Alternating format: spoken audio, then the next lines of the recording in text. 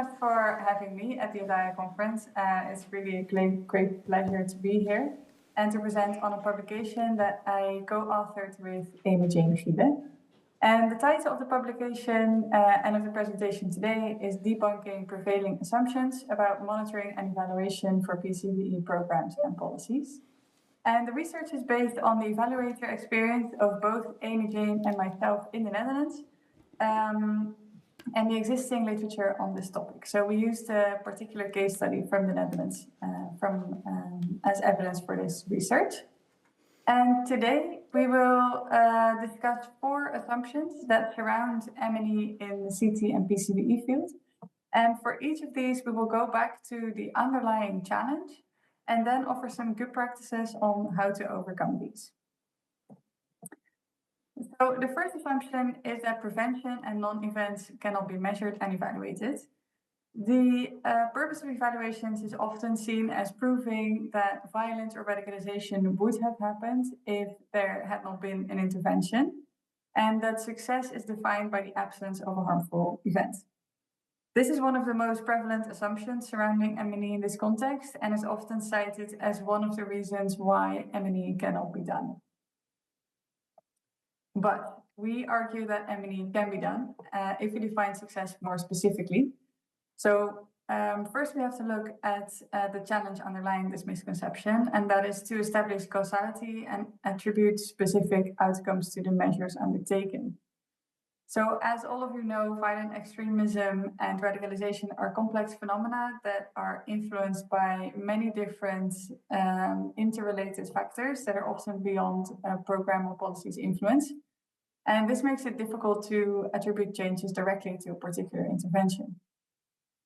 So how can we overcome this challenge? First, by creating a theory of change that clearly outlines how an intervention aims to bring about change and which problem will be addressed and how. This makes a theory of change a good basis for an M&E approach, as it provides specific theory that can be tested and also identifies specific changes that can be measured to indicate progress.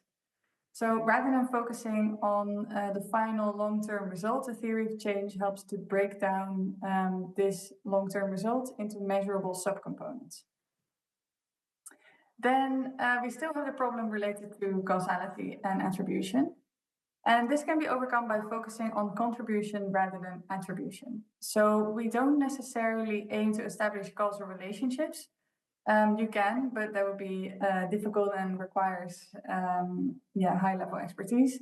But you can work towards contribution, and that helps you to see how your intervention contributed to particular changes. And this approach is advised when evaluating highly complex environments like interventions in the PCVE space. Then the second assumption is that concepts are too abstract to be measurable. This means that people often see it as too difficult to operationalize due to the changing and vague nature of some of the concepts that we're working with. And we identify 2 underlying challenges here. The first one is the lack of agreed upon definitions. And the second one is that there's no clear set of practices, methods, or standards to evaluate the impact of PCVE measures. And these 2 challenges make it hard to operationalize concepts, maybe formulate appropriate indicators, and design data collection methods. So again, what can we do to overcome this? And the first one is to work towards a shared understanding of certain key terms and concepts within teams and institutions. And this should be done at the start of a program or policy to make sure that everyone's basically facing the same direction.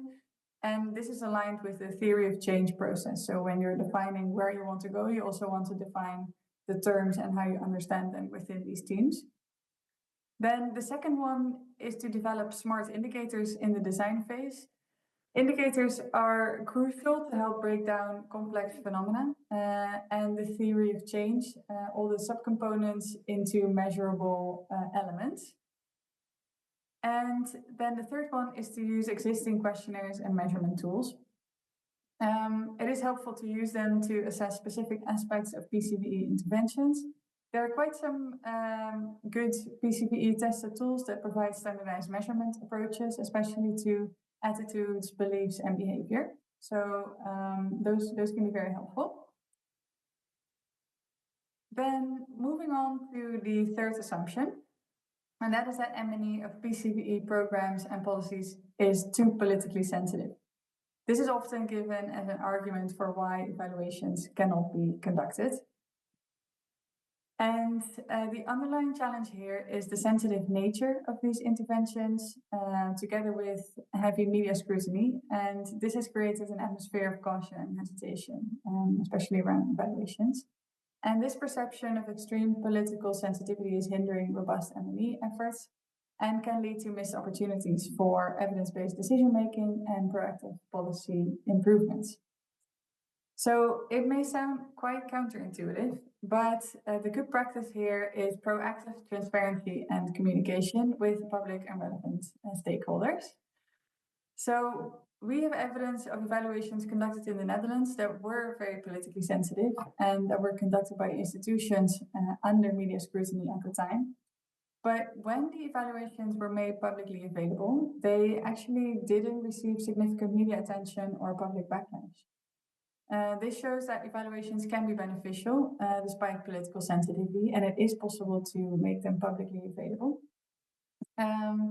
And then also because most evaluations don't only uncover negative findings, but also very positive ones, showing maybe the mechanisms how certain things did work well.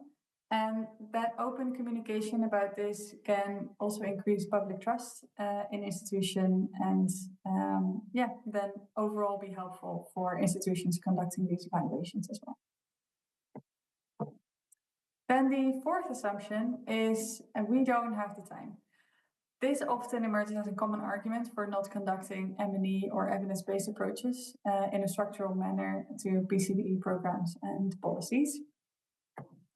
And the underlying challenge here is that M&E is often seen as time-consuming and an extra to-do on top of the already heavy workload. And this perception creates a barrier to evidence-based decision-making and also hinders the integration of M&E into programs or policies. And we have identified a few good practices for this. The first one is strategic planning and resource allocation. So we have evidence from the Netherlands, from policymaking entities that invested in M&E and that conducted these M&E efforts regularly, and that it actually saved them time, particularly when they received questions from their higher management or the parliament, because they already had all the information at hand. Then the second one is to work with external M&E experts, if this is helpful. So outsourcing M&E saves time. This can mitigate the time burden internally, overcoming some of the time challenges. Then another important one is to capture institutional knowledge. We all know that many organizations have quick turnovers of personnel and that it's hard to capture this institutional knowledge. And M&E can play a really helpful archival role by documenting what has been done. And also by systematically documenting these results and lessons learned, stakeholders can then build this accessible institutional knowledge over time. And then the last one, again, is proactive communication. So stakeholders can further reduce the time burden by engaging in proactive communication about evaluation results, making these evaluation findings publicly available. Actually sharing them with parliamentary bodies can minimize the need for repeated inquiries into the different work that, for instance, governments are doing. And then this also demonstrates commitment to accountability and evidence-based decision-making, which again fosters public trust and support for these CT and PCB efforts. So in the baseline, we would always support making evaluation results publicly available for all of the reasons just mentioned. But then it is important to do it in a way that minimizes the risks for the participants or stakeholders. So that can be done by, for instance, applying anonymity and confidentiality protocols, or working with summary reports, or publishing evaluations after the intervention has been finished. So we've just gone through a whole range of good practices, but how can this be practically implemented? That's a question that we've worked with for quite some time, and that's also why we at ICT established the M&E Center of Excellence. And this has helped to foster structural integration of M&E into organizations and institutions working on CT and PCB. And we do that through 6 key services. One of them is support with evaluation, so we conduct external evaluations. And we can also create synthesis of evaluation evidence to really support the learning from a wide range of evaluations that may have been conducted on particular topics. We also do capacity building, so we provide trainings on evidence-based design of CTMP, CPE initiatives. We also do trainings on evidence-based evaluation. We provide on-the-job learning through M&E mentoring, and we also have an M&E help desk where everyone in the CT and PCPE field can get 30 minutes free consultations to discuss any questions that you may have. And finally, we also work with funders to be able to create M&E frameworks for particular funds to show impact and to also help collect the right data. So thank you so much for your attention, and I'm happy to answer any questions you may have.